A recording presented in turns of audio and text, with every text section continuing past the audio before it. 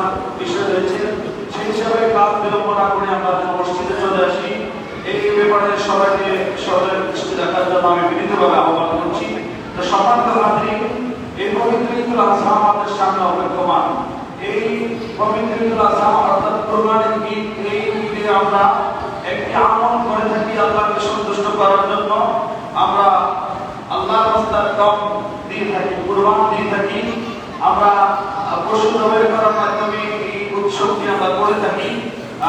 যেটাকে উদহিয়া বলা হয়েছে। উদহিয়া থেকে আলাদা আমাদের দেশে আমরা কুরবান হিসেবে চিনি। তো সম্মানিত হাজিরিন, এই কুরবানের ঈদ আমাদের সামনে আসছে। এই কুরবানিতে যাতে আল্লাহ তৌফিক দিয়েছেন, আমরা অবশ্যই কুরবান আদায় করব। তো যারা কুরবান আদায় করবেন, যারা কুরবান দিবেন, তাদের অনেকগুলি বিষয় জানা রয়েছে। সেই হিসেবে আমি মনে করি বিষয়গুলো আলোচনা করা দরকার। তো তার আগে এই কুরবানি কি, এই কুরবানের কি ফজিলত, এই আজহার কি ফজিলত, আল্লাহ কুরআন এবং নবীর সুন্নাহ কি বলে, এই বিষয়গুলো একটু আমাদেরকে জানা দরকার। আমাদের অন্তরটা এই আমলের প্রতি অনুপ্রাণিত হওয়ার মধ্যে। সম্মানিত হাজিরিন, আমরা যদি কোরআনুল কারীমের প্রতি লক্ষ্য করি, আল্লাহ পাক রব্বুল আলামিন পবিত্র কালামে হাকিমের মধ্যে সুস্পষ্টভাবে ঘোষণা ফরমান, বিসমিল্লাহির রহমানির রহিম, লা ইয়ানালুল্লাহা লুহুমুহা ওয়ালা দিমাউহা ওয়ালাকিন ইয়ানালুহুত তাকওয়া মিনকুম। জবান খুলে সবাই একটু ঈমানের আওয়াজে বলুন সুবহানাল্লাহ। সম্মানিত হাজিরিন, পবিত্র কোরআনুল কারীমের সূরাতুল হজ, সূরাতুল হজ এর 37 নম্বর আয়াতে আল্লাহ বলেন, লা ইয়ানালুল্লাহা লুহুমুহা ওয়ালা দিমাউহা ওয়ালাকিন ইয়ানালুহুত তাকওয়া মিনকুম। আল্লাহ রাব্বুল আলামিন বলেন, কুরবানিকৃত পশুর গোশত বা রক্ত আল্লাহর নিকট পৌঁছে না। আল্লাহর নিকট শুধু পৌঁছে আমাদের তাকওয়া, আমাদের আন্তরিকতা, আমাদের বিনয়ী, আমাদের হৃদয়ের ভালোবাসা। তাহলে এখান থেকে একটা বিষয় আমরা বুঝতে পারলাম যে আল্লাহ পাক রব্বুল আলামিন এই উৎসব থেকে আমাদের কাছে যেটা চান সেটা হলো আমাদের আন্তরিকতা। সেটা আমাদের কি? আন্তরিকতা, আমাদের অন্তরের তাকওয়া। অর্থাৎ আল্লাহকে খুশি করার জন্যই এই কর্মটা আমরা করে থাকি। অতএব যারাই এই কুরবান দিয়ে থাকি, যারাই এই কুরবান দেওয়ার সামর্থ্য রেখেছে, আল্লাহ দয়া করে সামর্থ্য দিয়েছে, আমাদেরকে আল্লাহ কোরআনের এই তথ্যের আলোকে, এই মেসেজের আলোকে আমাদের দিমাগে রাখতে হবে, আমাদের মাথায় রাখতে হবে। যদিও আমরা পশু ব্যবহার করছি, যদিও আমরা গোশত রান্না করে খাচ্ছি, নিজে খাচ্ছি, আপনার সদরকে নিয়ে ফেলতেছি, ভালো খাবার পরিবেশন করতেছি, এখানে আমাদের একটা বিষয়কে একেবারে মনে রাখা খুবই জরুরি। ওই বিষয়টা হলো এই কুরবানি শুধু গোশত খাওয়া নয়, কুরবানি শুধু আত্মীয়তার সাথে অভিজ্ঞতা আদায় করা নয়। এই কুরবানির মূল দিকটাই হচ্ছে আমার অন্তরের আন্তরিকতাটা আমার রবের প্রতি, আমার মালিকের প্রতি, আমার আল্লাহর প্রতি কতটুকু জোর। সুবহানাল্লাহ। আমার ভাইয়ের জন্মবদ্ধ গভীর মনোযোগ অন্তরের কামনা। আল্লাহ পাক রব্বুল আলামিন প্রত্যেক বছর জিলহজ মাসের 10 তারিখে এই কুরবানি দেওয়ার মাধ্যমে, পশু জবাই করার মাধ্যমে আপনাকে আমাকে সেই ঐতিহাসিক আল্লাহর পয়গম্বর ইব্রাহিম আলাইহিস সালামের সেই স্মৃতিকে আমার আল্লাহ স্মরণ করিয়ে দেন। আমার ভাইরা, এই জন্য কিতাব বলতে আসছে, ইয়ালামু আন্না হাযা ইয়াওমুন আযীম ওয়া ঈদুন মুবারাকুল লিল মুসলিমিন। আমার ভাইরা, নিশ্চয়ই এটা মহান দিন। এই জিলহজ মাসের 10 তারিখ, অর্থাৎ যেটাকে আমরা ঈদের দিন বলে উৎসব করি, আগামী সোমবার যে দিনটা আমাদের সামনে আসছে, কিতাব সাক্ষী নেই, জেনে রাখা দরকার এই দিনটা ইয়াওমুন আযীম ওয়া ঈদুন মুবারাকুল লিল মুসলিমিন। শুধু মহান দিন নয়, মুসলমানদের জন্য বরকতের দিন, মুসলমানদের জন্য কল্যাণের দিন, মুসলমানদের জন্য আল্লাহর কাছ থেকে নিয়ামত মণ্ডিত দিন। ওই দিনটাকে বলা হয়েছে ইয়াওমুন আযীম, মানে মহান দিন। 365 দিনের মধ্যে আরো দিন রয়েছে। আল্লাহ পাক রব্বুল আলামিন এই পবিত্র ঈদুল আযহার দিন, যে দিনে আপনি আমি পশু জবাই করার মাধ্যমে, রক্ত প্রবাহিত করার মাধ্যমে আমাদের অন্তরের আন্তরিকতা আল্লাহর প্রতি কতটুকু করে আমরা দিয়ে থাকি, ওই দিনটাকে আল্লাহর বান্দার জন্য আল্লাহ বলে, বান্দাকে তোমাদের জন্য বরকতের দিন, বান্দাকে তোমাদের জন্য নিয়ামতের দিন, বান্দা এটা তোমাদের জন্য একটা মহান দিন। এই দিনটা তোমাদের জন্য বিশাল একটা স্পেশাল দিন। কষ্ট থাকতে পারে আল্লাহ এতটুকু দিন থাকতে, সেই দিন আমরা রক্তমাখা জামা নিয়ে চতুর্দিকে বের হয়ে যাই। এই দিন আমরা বাড়িতে, গলিতে গলিতে সব জায়গায় পশু জবাই করার মাধ্যমে রক্ত প্রবাহিত করি। ও আল্লাহ, এই দিনটা তোমার কাছে কেন এত ভালো লাগলো? কেন এই দিনটা আমাদের জন্য নিয়ামতের করে দিলেন? কেন এই দিনটা আমাদের জন্য বরকতময় করে দিলেন? কেন ইয়াউমুন আযীম, এই দিনটাকে আপনি আল্লাহ মহান কেন বললেন? আমার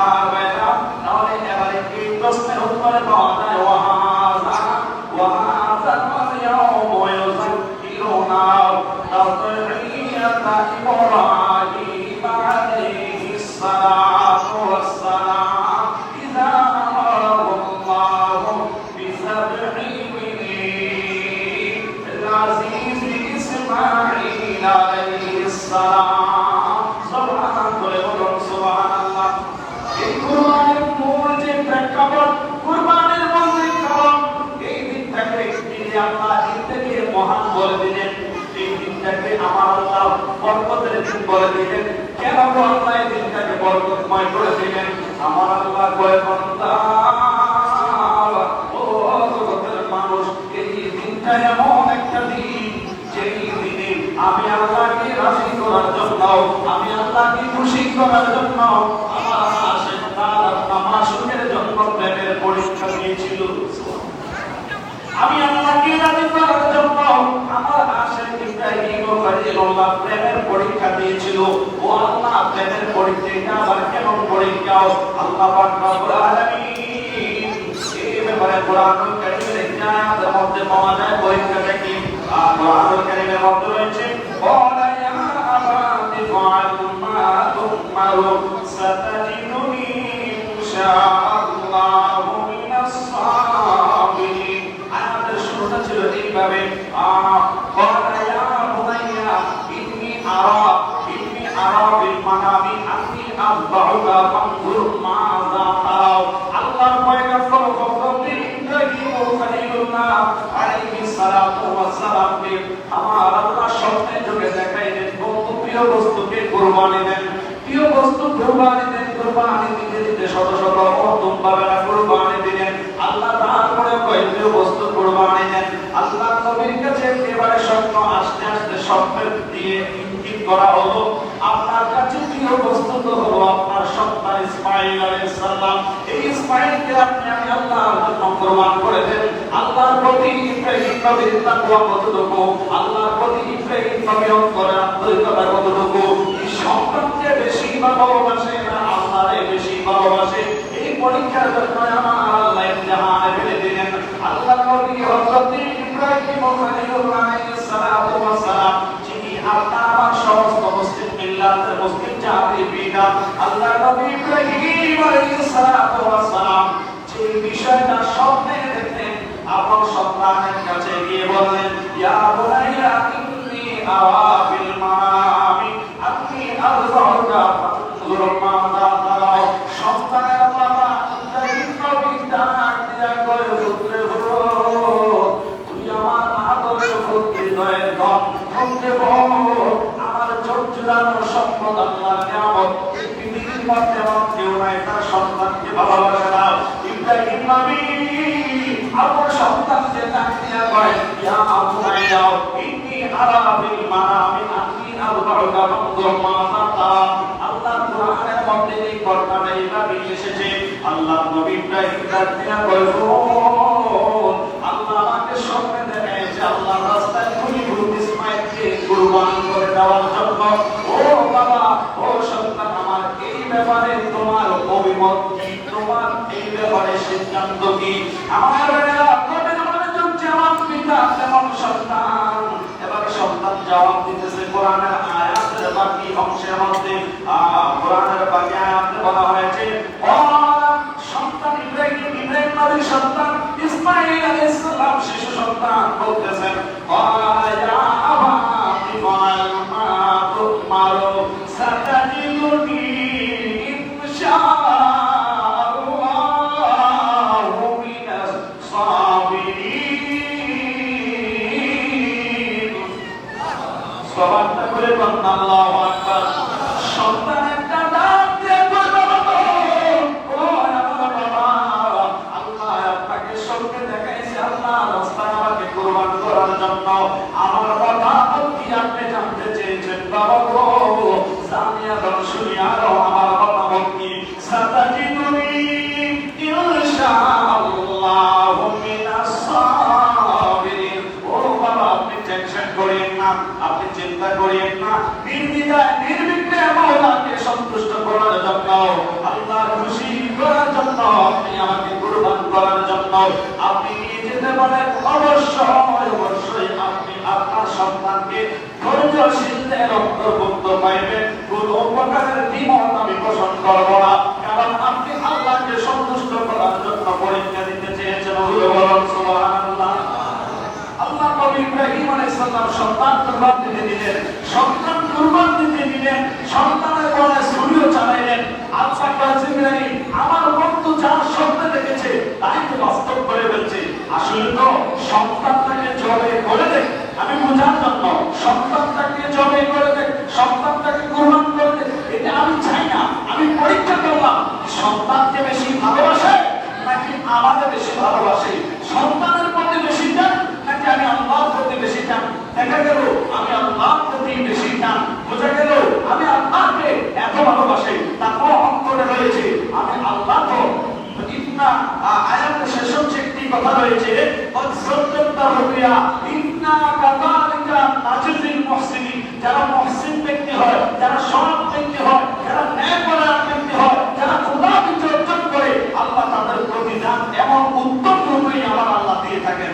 যেমনি ভাবে দিয়েছেন আল্লাহর পয়গম্বর ইব্রাহিম আলাইহিস সালামকে সন্তান জবাই করার জন্য ছুরি নিচে দিলেন, সন্তান জবাই হওয়ার বদলে জান্নাত থেকে দুব্বা এনে সন্তানকে সরিয়ে ওই জায়গায় দুব্বা জবাই করে দিয়ে ওই কুরবানির সমপরিমাণ সওয়াব দিয়ে দিলেন। এবং সন্তান জবাই করলে যে খুশিটা আল্লাহ হইলেন, সন্তান জবাই না হওয়াতে আমার আল্লাহ খুশি হয়ে গেলেন। সন্তান জবাই না হইয়াও ইসমাঈল জবিউল্লাহ লকব আল্লাহর কাছ থেকে পেয়ে গেলেন। সুবহানাল্লাহ।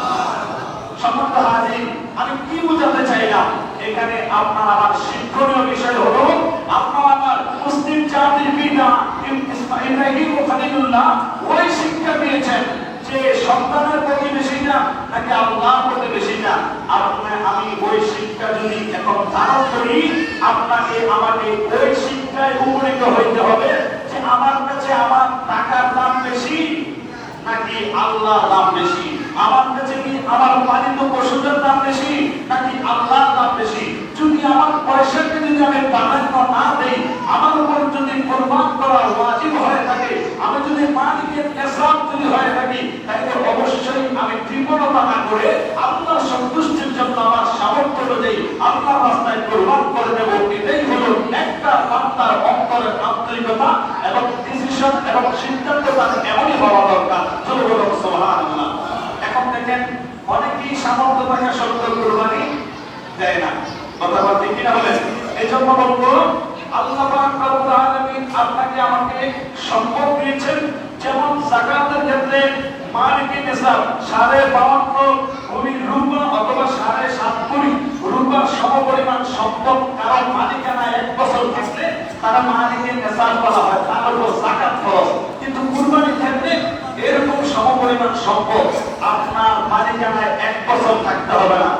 জিলহজ মাসের 9 তারিখ, 10 তারিখ, 11 তারিখ অথবা 10 তারিখ, 11 তারিখ, 12 তারিখ অথবা 9, 10, 11, 12 এই 3-4 দিন যদি এই সমপরিমাণ সম্পদের মালিক আপনি হয়ে যান, পুরো বছর লাগবে না, আপনার উপর কুরবান ওয়াজিব, আপনাকে কুরবানি আদায় করতে হবে। বন্ধুরা হাজির, এই কুরবানি আদায়ের মাধ্যমে কি হওয়া যায়? এই কুরবানি করার মাধ্যমে আল্লাহর কাছ থেকে আল্লাহর প্রিয় বান্দা হওয়া যায়।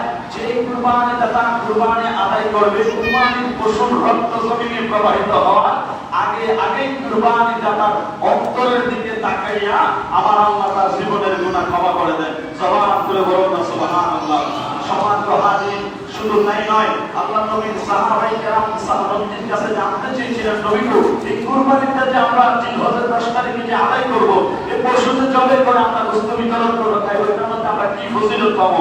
আল্লাহর নবী সাল্লাল্লাহু আলাইহি সাল্লাম অনেক সুন্দরভাবে বলেছিলেন যে হে আমার সাহাবীরা, শোনো, এটার মধ্যে তোমাদের কি ফজিলত রয়েছে দেখো। নবীজি বলেন ওয়ালা বিকুল্লি শারাতিন হাসানা, তুমি যে পশুটা কুরবানি করবে এর প্রত্যেকটা ফসলের বিনিময়ে একটি করে নাকি তোমার আমলনামা আল্লাহ দান করে দিবেন। বলুন সুবহানাল্লাহ। সাহাবায়ে কেরাম আবার প্রশ্ন করেন, বলো রাসূল ইয়া রাসূলুল্লাহ সাল্লাল্লাহু আলাইহি ওয়াসাল্লাম, আমি যদি ছোট্ট একটা দুম্বা অথবা ভেড়া অথবা ছাগল দিয়ে দেই, আমার নবী বলেন সেটাও এই ব্যাপারে বিকুল্লি শারাতিন মিনাস সাওমি হাসানা, এটা দুম্বা হোক ভেড়া হোক, এটার প্রত্যেকটা ফসলের বিনিময়ে আল্লাহ তোমার আমলনামায় নেকি দান করে দিবেন। বলুন না সুবহানাল্লাহ। তাই এই কুরবানি আদায়ের মাধ্যমে একদিকে আমরা গোশত খাইলাম, অপরদিকে আমরা নেককার হইলাম, আল্লাহর রাজি খুশির একটা ব্যবস্থা আমরা পেয়ে গেলাম। সম্মানিত হাজির, এই আমলটুকু, এই কুরবানিটুকু আমরা আদায় করার চেষ্টা করব, কেননা এই কুরবানি আমার নবী নিজেও করেছেন, সাহাবায়ে কেরাম করেছেন। এই কুরবানি যেন আমরা সবাই যাদেরকে আল্লাহ তৌফিক দিয়েছেন আমরা যেন আদায় করি। আল্লাহ পাক রব্বুল আলামিন আমাদেরকে সেই তৌফিক দান করুন। আমরা সবাই বলি আমিন। সম্মানিত হাজির, একেবারে অল্প 2-3 মিনিটের মধ্যে আমি এই কুরবানির মাসালাগুলো একটু বলে দেওয়ার চেষ্টা করছি। সম্মানিত হাজির, এই কুরবানি যারা আদায় করবেন অবশ্যই এই কুরবানির গোশতকে 3 ভাগে আমরা ভাগ করব। 3 ভাগে ভাগ করা এটা মুস্তাহাব পর্যায়ের একটি সুন্নাহ। আল্লাহর নবীর যুগেও নবীজি এই কুরবানির গোশতকে 3 ভাগে ভাগ করেছেন। একটি ভাগ আমরা নিজেরা খাবো, আরেকটি ভাগ আত্মীয়-স্বজন প্রতিবেশীদেরকে খাওয়াবো, আরেকটি ভাগ আমরা গরিব মিসকিনকে খাওয়াবো। সম্মানিত হাজির, গরিব মিসকিন বলতে এখানে 2 শ্রেণীর মানুষ পাওয়া যায়। আমাদের সমাজে কিছু গরিব লোক আছে, দেখবেন ওদের মোটামুটি সামর্থ্য আছে কিন্তু কুরবান দেওয়ার মতো সামর্থ্য নাই। লজ্জায় আপনার কাছে গিয়ে গোশতের জন্য লাইনে দাঁড়াবে না, খুঁজবেও না। আমাদের উচিত ওই সমস্ত লোকদেরকেও গোশত পরিবেশন করা। আবার কিছু লোক আছে তারা একেবারে অসহায়, বিশ্ব মিসকিন, তাদেরকেও আমরা দিব। তো সম্মানিত হাজির, এই 3টা ভাগে আমরা কুরবানির গোশত আমরা করব। অনেকেই বলে থাকেন যে এই কুরবানি আমরা যে শরীকে দিয়ে থাকি, সাত শরীকে নাকি কুরবান দেওয়া জায়েজ নাই। এগুলো বাজে কথা। নতুন নতুন যে সব কথাগুলো শুনতেছেন এসব কথা আসলে কানে দেওয়ার কোনো প্রশ্নই আসে না। নবীর সাহাবী সাহাবীর আমল দ্বারা, নবীর আমল দ্বারা প্রমাণ আছে, অসংখ্য দলিল আছে যে শরীকে কুরবান দেওয়া জায়েজ। 7টা পর্যন্ত একটা গরুতে শরীক হওয়া যায়, 5টা হইতে পারবেন, 4টা হইতে পারবেন, 3টা হইতে পারবেন, কোনো অসুবিধা নাই। বর্তমান যারা বলে শরীকে কুরবান দেওয়া জায়েজ নাই, এরা তো এমন বলে কুরবান দিলেও অসুবিধা নাই, কুরবান না দিলেও অসুবিধা নাই। এই সমস্ত মৌলবীদের মাঝে পড়বেন না। আল্লাহ হেদায়েত দান করুন। যেখানে নবীজি বলতেছেন প্রত্যেকটি ফসলের বিনিময়ে নেকি রয়েছে, যেখানে আল্লাহ বলতেছেন ইয়ানালুহুম তাকওয়া মিনকুম, গোশত পশুর গোশত মগজ এগুলো আমার কাছে আসে না, আমার কাছে আসে তাকওয়া, রক্ত প্রবাহিত করাটা আল্লাহর কাছে প্রিয়। আমাদের এই আমলটাকে রহিত করে দেওয়ার জন্য বর্তমান সময়ে কিছু বাতিল থেকে আলামুলামায়ে সমস্ত কথা বলছে, আমরা এগুলো থেকে দূরে থাকবো। আর সম্মানিত হাজির, কুরবানির সাথে যারা অনেকে আকিকা দিতে চান, আকিকাও আমরা দিতে পারবো, কোনো অসুবিধা নাই। কুরবানি আমরা নাবালিগ বাচ্চাদের জন্য দিতে পারবো কিনা? হ্যাঁ, অবশ্যই দিতে পারবেন। ওই বাচ্চার অভিভাবক যারা আছেন, মা বাপ যারা আছেন, তারা তাদের অর্থায়নে নাবালিগ বাচ্চার নামের কুরবানি নাম দিতে পারে, কোনো অসুবিধা নাই। তারপরে অনেকে জানতে চেয়ে থাকেন যে আমি আমার মা বাবা বেঁচে নাই, আমি তাদের নামে কি দিতে পারবো? হ্যাঁ, অবশ্যই তাদের নামে দিতে পারবেন। এটা ইসহারে সওয়াব হবে, এটার দ্বারা তার আত্মায় মাগফিরাত হবে, সওয়াব রাসানি যাকে বলা হয়, এটাও করতে পারবেন। সম্মানিত হাজির, আরো অনেক বিষয়, যেমন অনেকে বলতে থাকে যে কি আমি আমার 2 ছেলে বা 3 ছেলে, আমার ছেলেরা ভিন্ন হয়ে গেছে। যে সমস্ত কথাগুলি আমাদের এই মহল্লা আলোচনা হয়, হয়তো অনেকে স্মরণের কারণে বলতে চান না। আমি তাদেরকে শুরু কথাগুলি বলতে পরে আমার কানে আসে, জানার নাম ইসলাম নয়, জানবেন আপনি জানার পরে মানবেন, শিক্ষা নিয়ে কোনো লজ্জা নাই।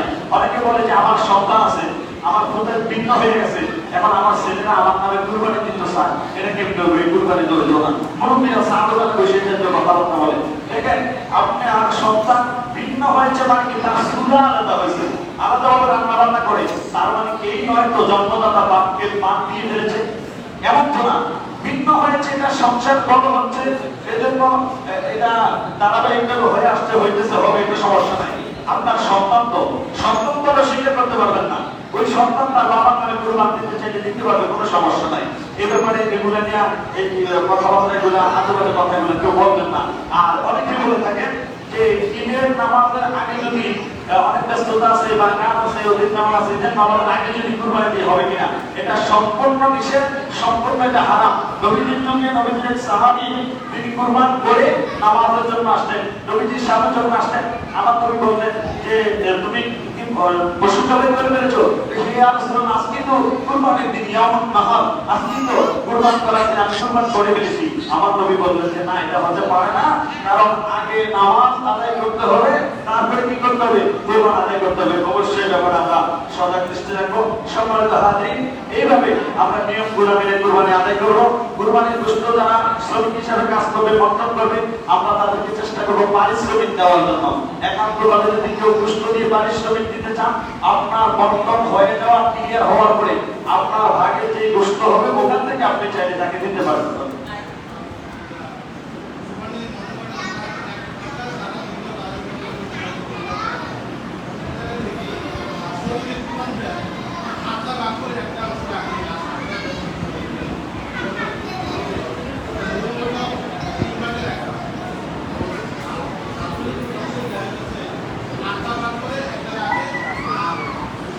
হয়েছে। যাই হোক, সবাই তো রাজি।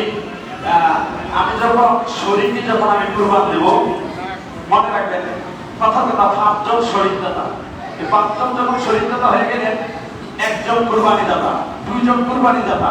তাহলে আমি যখন কুরবানি দিব, আমার অংশটা এটা আমার কুরবানির অংশ। আমার উপর সমাজের হক রয়েছে, আমার উপর গরিব মিসকিনের হক রয়েছে, আমার উপর আমার আত্মীয় স্বজনের হক রয়েছে। আমি আমার ভাগের গোশতটাকে 3 ভাগ করব। আমি আমার ভাগের গোশতটাকে কি করব? 3 ভাগ করব। কারণ একসাথে যদি আপনি করতে চান, তখন থেকে গেছে যৌথভাবে করতে গেলে কারো মনে কষ্ট থাকে যে আমার এদিকে মনে হয় বেশি করছে, এদিকে মনে হয় কম করছে। এটা না করে প্রথমত এটা যদি 5টা হয়, 5টা প্রথমত ভাগ করলেন, 5টা ভাগ। আপনি আপনার ভাগ বুঝা পেয়েছেন, আমি আমার ভাগ বুঝা পেয়েছি। এবার এখানে বসে আমার থেকে এটা সমান দেন। এটা গরিব মিসকিনের, এটা আত্মীয় স্বজনের। এইভাবে করে আপনার তো এখানে দিবেন, আপনার আত্মীয় স্বজনের এখানে দিবেন। এভাবে করে তখন শেষ পর্যন্ত গিয়ে দেখা যাবে যে একটা করে থেকে 3টা ভাগে হবে। তো আপনার তো শরীর হয়ে গেল, ওইটাও শরীর হয়ে গেল। আপনার তো আপনি বুঝা পেয়েছেন, বুঝা দিচ্ছেন, আর ওনার তো উনি বুঝা পেয়েছে, বুঝা দিচ্ছেন। তখন হিসাবটা ভাগটা পরিপূর্ণ আদায় হয়। সিস্টেমটা হলো এইভাবে। আশা করি আপনাদের বুঝতে কোনো সমস্যা হবে না। যাই হোক, সম্মানিত মুসলিমেরা, আমরা চেষ্টা করব। মূল বিষয়টা হচ্ছে কি, আমরা আসলে এই বছরে কুরবানটা আদায় করি কেন? আল্লাহকে খুশি করার জন্য। আমরা চেষ্টা করব নিজেও গোশত খাবো, আমাদের প্রতিবেশীদেরকেও গোশত দিব, গরিব মিসকিন যারা আছে আমরা তাদের পাশে দাঁড়াবো। আল্লাহ পাক রব্বুল আলামিন আমাদের সবাইকে এইভাবে কুরবানির পরিপূর্ণ নিয়ম মেনে আমাদেরকে কুরবানি আদায় করার তৌফিক দান করুন। আমরা সবাই মহব্বত করি, আমিন।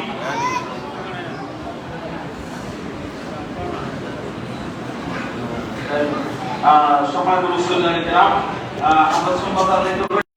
ওই নির্বাচনের আগে আমরা অনেক